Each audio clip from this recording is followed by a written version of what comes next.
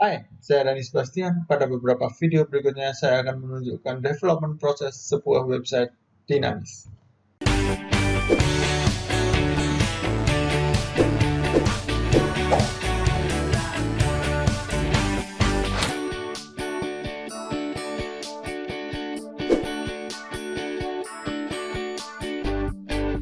Pada video kali ini, kita akan ubah form ini menjadi form yang bisa melakukan penyimpanan. Oke, pertama kita lakukan analisa dulu. Oke, field yang akan kita simpan adalah name, email, phone, pesannya, sama date, current date. Ya. Kemudian name, email, phone, message, yes. Date-nya kita nanti akan ambil dari sistem. Ya. Oke, field-nya di sini kalau kita perhatikan ada on focus this value required kosong. Oke, jadi ini saya hapus dulu. JavaScript-nya saya hapus dulu karena ini cuma buat seperti ini. Ketika saya klik balik dia kosong. Untuk sementara kita tidak akan gunakan itu dulu.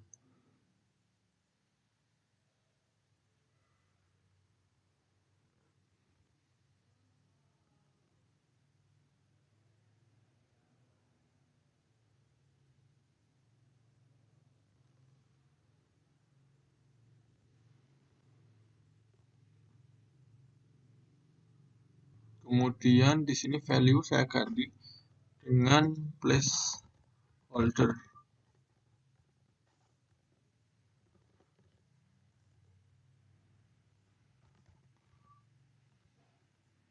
Placeholder di sini kalau tadi kan value-nya kan diketik email ini kan.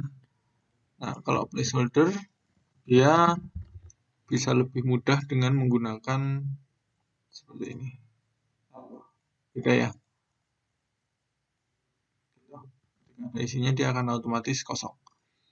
Itu adalah placeholder. Kemudian placeholder yang ini pun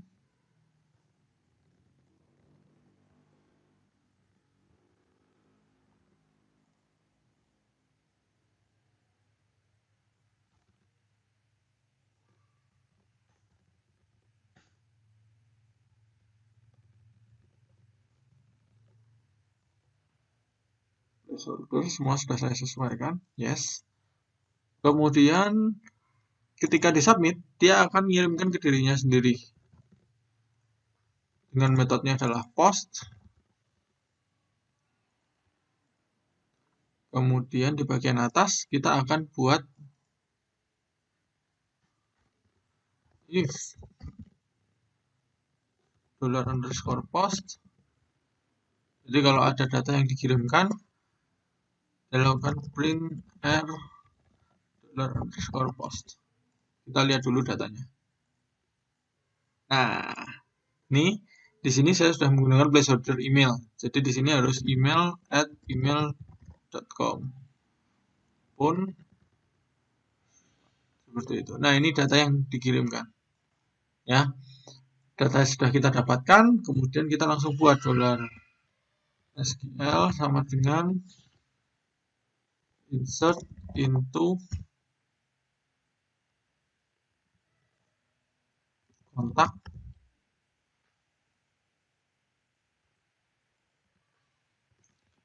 values. Kontak di sini kolom yang akan kita isikan adalah name, email, phone, message, date. Date di sini saya rubah menjadi date time saja. Date time.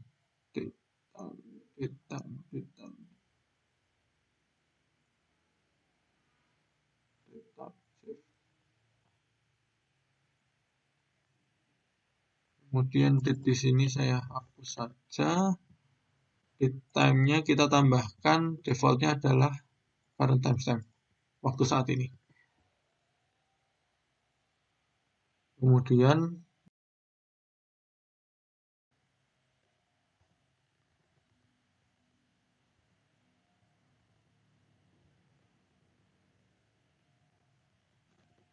$name sama dengan $_post name. dollar pun sama dengan dollar underscore post pun dollar email sama dengan dollar underscore post email. Kemudian ini saya pindah dulu supaya urut. Kemudian untuk yang field message namanya adalah namanya message. Saya rubah ini jadi namanya adalah P kecil, E-nya adalah E kecil, N-nya adalah N kecil.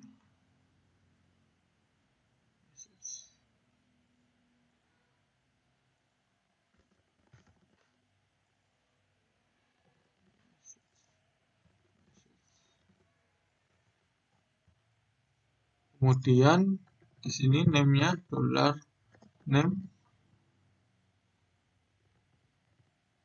dollar email,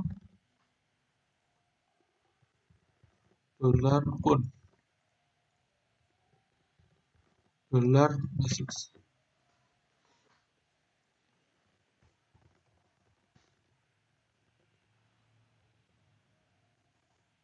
Basically query com SQL. Jadi kalau query-nya ini berhasil, di sini saya buat result kontak dengan kosong. Dollar result kontak sama dengan berhasil menyimpan pesan Anda.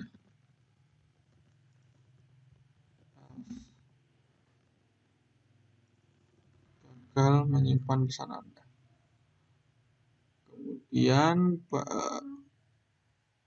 Kemudian pada bagian bawah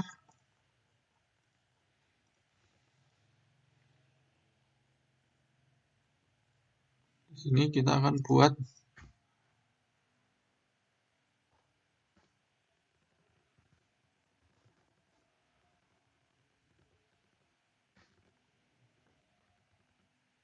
oke, mari kita coba. Saya refresh undefined index name. Oke,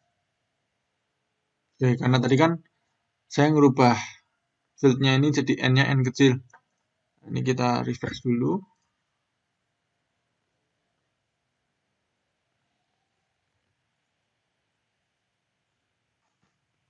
Oke, seperti ini.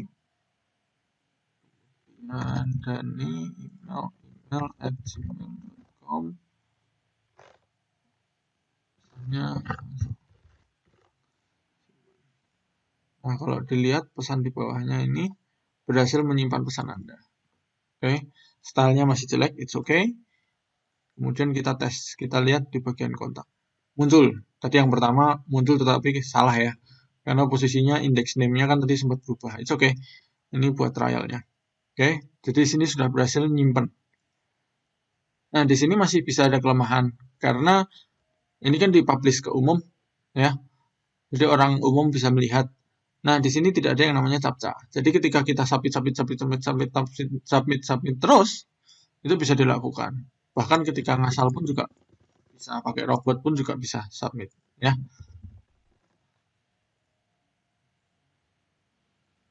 Tuh, seperti itu. Nah, kita bisa nambahkan yang namanya captcha di sini. Ya, tapi tidak pada video kali ini. Jadi pada video kali ini kita hanya lakukan untuk basic saja.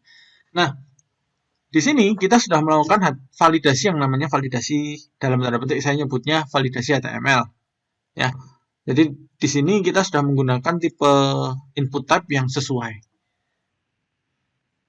Sampai di tahap ini kita sudah berhasil mengisikan datanya dengan tepat. Oke. Nah, gimana kalau kita iseng seperti ini? Jadi di sini kan require-nya sudah kita kasih, tapi kita hapus menggunakan inspect element. Ya. Jadi ketika kita submit di sini, dia memproses nih. Kemudian kalau kita cek datanya, masuk. Ya. Tadi ini tabel saya terangkat dulu. Oke. Ini datanya masuk. Gimana cara kita menghandling ini? orang iseng. Jadi kan kita sudah lakukan input type dan struktur data yang tepat, tetapi di sini orang iseng pakai HTML edit. Jadi pakai web developer tools. Nah, kita bisa akalin dengan handling di server yang pertama. Ya. Jadi kita bisa lakukan percabangan di sini.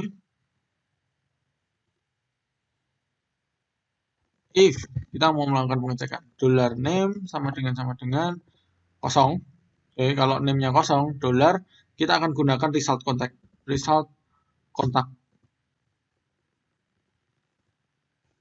Nama tidak boleh kosong. Oke, ini saya concat. Ini saya tambahkan tag BR di sini. Karena field-nya ada beberapa kan. Nama tidak boleh kosong, email,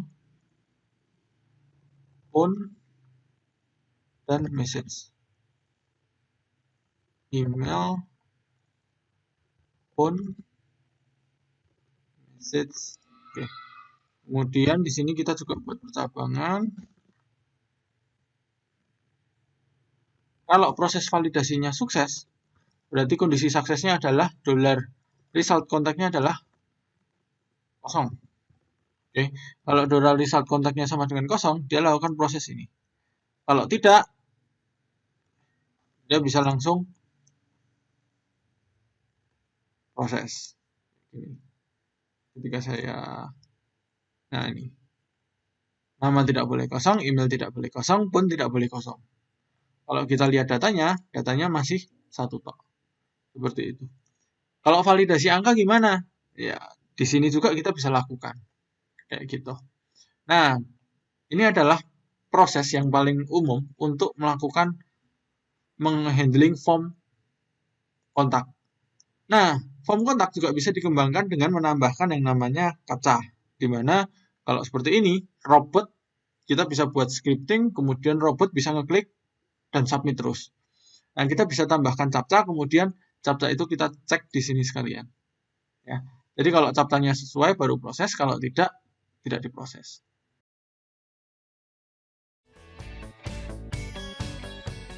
Ya, sesi sharing kali ini sudah selesai. Buat teman-teman yang ada pertanyaan, silahkan tuliskan di kolom komentar. Jangan lupa like, comment, subscribe, dan sharing. Thank you for watching.